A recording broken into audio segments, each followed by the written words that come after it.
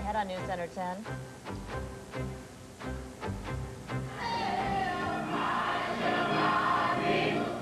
Songs of protest over Evan Mecham's plan to do away with the state's Martin Luther King holiday.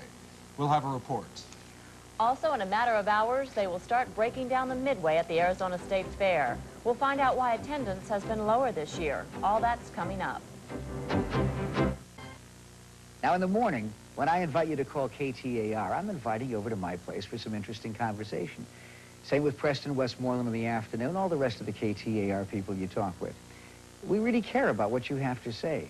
That's why you're treated with respect. I mean, how else should we treat a guest? So the next time you accept one of our invitations to call in, don't be nervous. We're good listeners. KTAR, News Radio 620. Wheel of Fortune, tonight at 6:30 on TV 10. Newscenter 10, with Ron Hoon and Diane Ryan, Rick Garcia, Jim Schnebelt, and the team from Newscenter 10. And good evening to you. Evan Mecham's plan to rescind a state holiday honoring Dr. Martin Luther King Jr. is under attack. This afternoon, more than 500 people gathered to protest. Linda Williams was there, and she joins us right now from the newsroom. Linda? This afternoon's forum drew a standing room-only crowd at the First New Life Baptist Church in Phoenix. The group included ministers, educators, business people, representatives from the Urban League and the NAACP, state legislators, and concerned citizens. Leaders of the group said they will decide on what action to take regarding Mecham's plans to rescind the Martin Luther King holiday. Mecham told us yesterday that this is not a racial issue. He says that only 2 presidents have national holidays.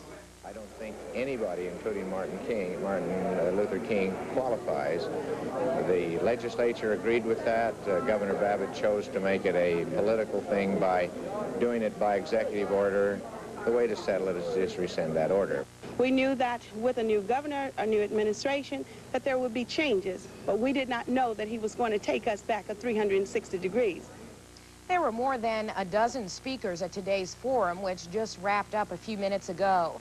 The group did not reach a decision on what action to take, but a leader of the group says he believes that what they will do is go back to the legislature and try to get them to officially adopt the holiday, Ron and Diane. And we'll have more on this story tonight at 10. Okay, thank you very much, Linda. A man charged with murdering 2 gas station attendants in West Phoenix killed himself in the Maricopa County Jail Friday night. Sheriff's officials say Arthur Perez hung himself with a bed sheet. Perez and another man were arrested for allegedly holding up this Chevron gas station last August and shooting 2 workers in the head.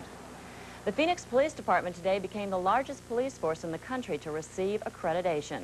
Members of the Commission on Accreditation for Law Enforcement agencies were in the Valley this morning, and they were here to accredit Phoenix's finest, along with 12 other police forces from throughout the country. Police Chief Ruben Ortega, who also serves on the Accreditation Commission, accepted the honor on behalf of the Phoenix Police Department. The commission grants accreditation to departments that meet its management and operations standards. Phoenix police officials say they had to make a few changes in order to qualify. About 2 years ago, we made a significant change in our use of deadly force. We wanted to comply with the standards that had been set by this body on the use of deadly force in the apprehension of suspects.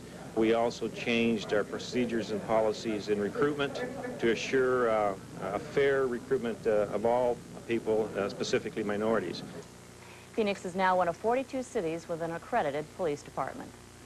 Former hostage David Jacobson is finally home after his 17-month ordeal in Lebanon. He received a hero's welcome today in Huntington Beach, California. Jacobson lived there for 20 years before moving to Lebanon, where he was kidnapped and held hostage for a year and a half. Now, there has been speculation since Jacobson was let go that the U.S. made an arms deal with Iran to secure his release. Today, the New York Times is reporting that Secretary of State George Shultz is thinking of resigning because such a deal violates U.S. policy. Well, in other news, winter weather licked the northern plains overnight. The season's first major snowstorm dumped 19 inches of snow on the North Dakota capital of Bismarck, and temperatures were in the single digits. Several hunters are missing in snowstorm in Minnesota. They are now been found safe. Well, with those cold temperatures in the north, it's always hard to believe that it can be as mild as it is in the valley. But it can get cold here, and we're going to find out from meteorologist Jim Schnebelt if it's going to get colder. 70s and 80s don't sound too cool to me. We'll talk about some numbers like that next. Stay with us. Well, it's that time of year we like to refer to as gloating time. If you have relatives in Bismarck, North Dakota, you can start gloating, and now probably for the next 5 months or so. Almost anywhere in the north you can probably gloat. Probably get out the welcome mat for those relatives in North Dakota, because they're probably on their way here. We've got some real cold weather in the northern states, and compared to things here, boy, I guess about 80 degrees colder in some places of the United States today, but very mild here and going to be staying that way for us as we take a look at this Arizona State Fair. This is live now, the final evening of the State Fair. We can look at the temperatures for today. You can see our high temperature 76 degrees this afternoon, the morning low 47. Normals for the date 77 and 49, so pretty typical here for this time of year. The record 88 set back in 1980, and the lowest ever for this date 31 from 1897. Right now it's 72 degrees at the airport, wind from the west at 5, humidity 17%. Dew point temperature at 26, rain 6.2 inches for the year, and the barometer at 30.02 and falling. Here are the high temperatures across the state today. These are from this afternoon.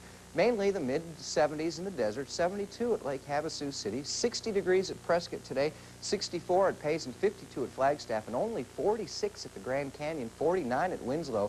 Very cool weather up in the north, however, no cloud cover really to speak of this evening. We've got virtually clear skies across much of Arizona, some clouds to the north of us along a stationary front now, dropping some snow showers in the northern Rockies, and some more clouds down to the southwest of us. These should be staying to the south of us, and those should be staying to the north of us, so we're expecting a lot more sunshine. That front, though, through the northern Rockies, basically the boundary between the mild air on the west coast and this frigid Arctic air mass in the northern plains. Temperatures up here very cold, with wind chill temperatures some 20 to 30 degrees below zero in some places. The jet stream continuing to bring this air down, and we're kind of on the fringe of this cold air, so we'll be seeing not too much change in our temperatures here over the next couple of days. Should be staying fairly mild for us. Scattered clouds from Texas on up through the south into the northeast, and here's that system in the northern Rockies. This is the leading edge of the cold air mass. Very warm temperatures in advance of this first cold front.